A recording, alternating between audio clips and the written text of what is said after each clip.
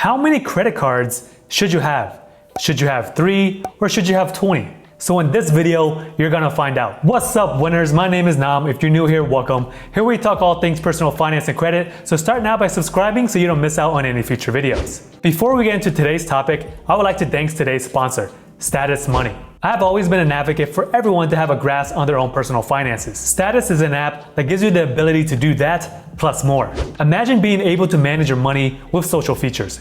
You can see how you compare to your peers, the national average, and other groups. Comparisons sometimes get a bad rap, but for me, it makes me motivated to do better. Additionally, you can find out if you're overspending, get advice from others anonymously, and it helps you make better decisions with your finances. Money is something that needs to be talked about more. But one of my favorite features about Status Money is that if you have a premium membership, you get access to a certified financial coach. Most people think getting professional financial advice costs an arm and a leg, and it's only for the rich, but it doesn't have to be. For only $10 a month, you can get a 30-minute monthly session with a certified financial advisor. Click the link in the description below to give Status Money a try today. When it comes down to how many credit cards that you should have, there's no perfect number. After researching multiple articles, FICO has found that cardholders with score above 800 had an average of 3 to 5 credit cards. So does having fewer credit cards cause your credit score to be higher? Now let's break down what goes into a credit score.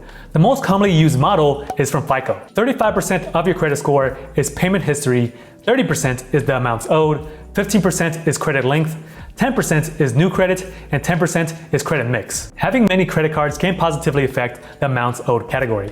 The more available credit that you do have lowers your credit utilization if you do have balances on those cards. All credit utilization is a percentage of money that's being used compared to your overall available credit. So having a higher credit limit will really only help you if you hold a balance. Another thing to think about is that by having higher credit limits does not necessarily mean your credit score will be higher. On the flip side, if your credit score is higher, it would be much easier to get a higher credit limit in combination with other underwriting factors. Having too many credit cards can hurt your credit by decreasing your credit age and temporarily dropping your credit score as a result of a hard inquiry whenever you do apply for new lines of credit. This is probably one of the key reasons why I believe individuals who have an 800 plus credit score typically do not have that many credit cards. To break the 800 levels, you generally want to have an excellent payment history of around 10 years or more, a diverse credit mix, and little to no hard inquiries. It personally took me almost 10 years from the age of 18 to crack the 800 levels. So if you want to get an 800 credit score in 6 months or a year, and you have a low credit score, you really got to readjust your expectations. It takes a lot of time and persistence to get there, and there's really no shortcut around this. So by knowing this, how many cards is too many? There's really no clear-cut answer to the number of credit cards that you can have, but what it really comes down to is how you manage them. The Guinness World Record holder for the most credit cards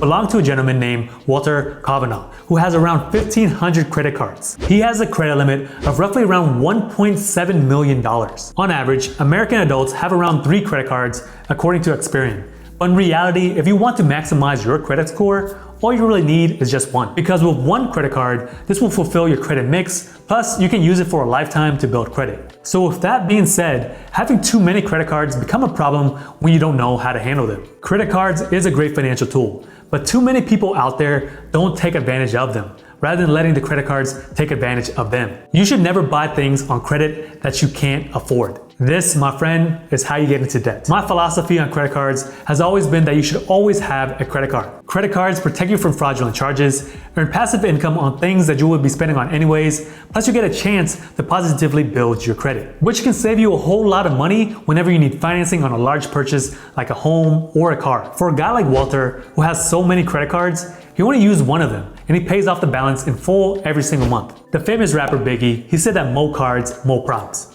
Nah, I'm just kidding. He actually said more money, more problems. But the concept still pertains here as well. If you have so many credit cards and having difficulty tracking your spending, then yes, this is where you want to only use a handful of cards rather than 15 cards for 15 different transactions. Because it is very possible to overcomplicate things and slip up and have a late payment. Not only this is a fee that you would typically have to pay, but it will hurt your credit score up to 7 years. So it's all about self-control and organization. So when does it make sense to get another card? The best time to apply for your next card is knowing when you have the highest probability of getting approved. If there's a pre-qualification or pre-approval process, make sure you take advantage of it, because this will only result in a soft inquiry. Soft inquiries have no harm to your credit score whatsoever. So in most cases, I often recommend applying for a new card every 5 to 6 months. This way you limit the number of hard inquiries that get added onto your credit report, and some credit card issuers may automatically deny you if you apply for too many cards in a short period of time or open too many recent accounts. While this is not set in stone, but having too many hard inquiries